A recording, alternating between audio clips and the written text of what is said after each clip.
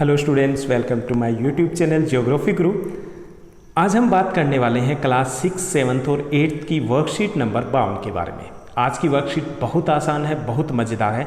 आज हम बात करेंगे रंगों के बारे में, रंग क्यों ज़रूरी है और रंग क्या बदलाव लेकर के आते हैं हमारे जीवन में।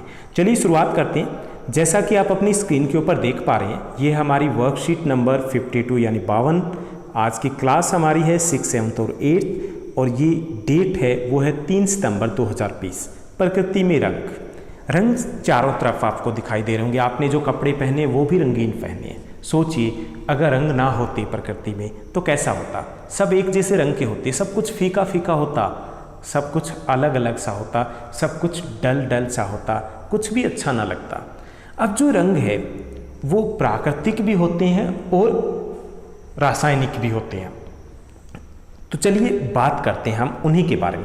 रासायनिक रंगों के निर्माण और उपयोग से जीवन को खतरा पैदा होता है। रासायनिक रंग होते हैं जो केमिकल होते हैं, जैसे आप फेस्टिवल पे आप खरीदते हो तो वो क्या रासायनिक रंग है, या हम दीवारों के ऊपर जो रंग किए हुए हैं ये क्या है, रासायनिक रंग है।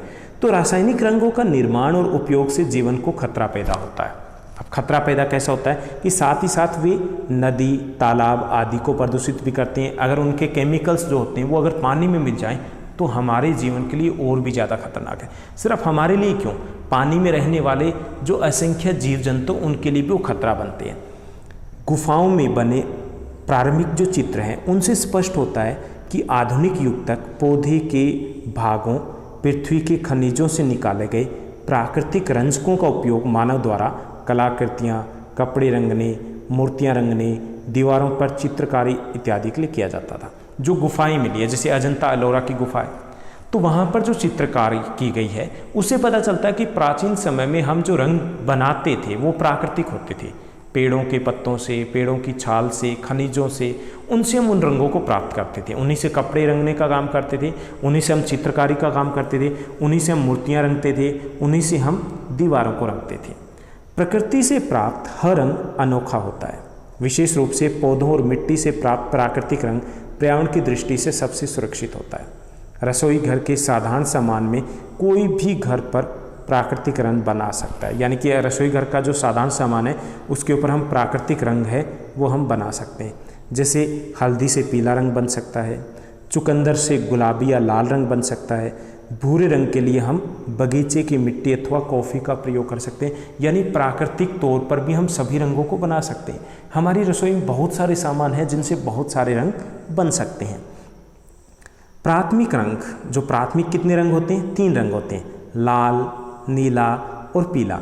उनको मिला करके हम बाकी रंगों को मिला सकते हैं, यानी कि लाल को नीले में, नीले को पीले में, या इनको मिलाएंगे तो हम बाकी रंगों को बना सकते हैं।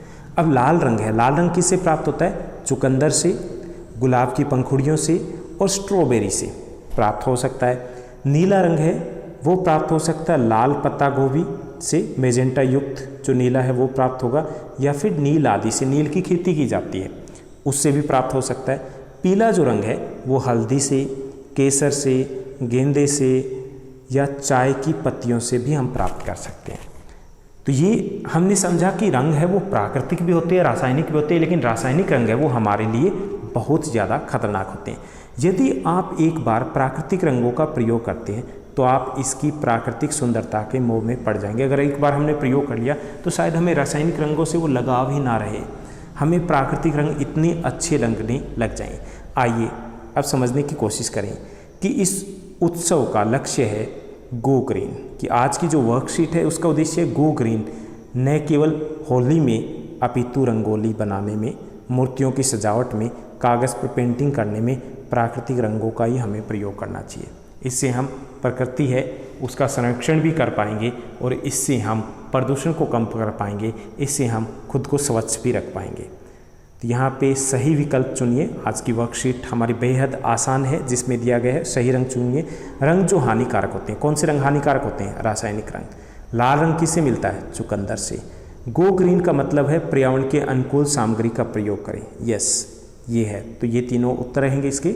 आगे एक एक्टिविटी दी गई है कि प्राकृतिक रंगों का उपयोग करते हुए, जैसा कि दिए गए चित्र में दिखाया गया है, यहाँ पर दिखाया गया है, एक कागज़ पर सुंदर चित्रकारी करिए या चिकनी मिट्टी से एक मूर्ति बनाकर उसे आपको पेंट करना है। तो आज की इस वर्कशीट में बस इतना ही।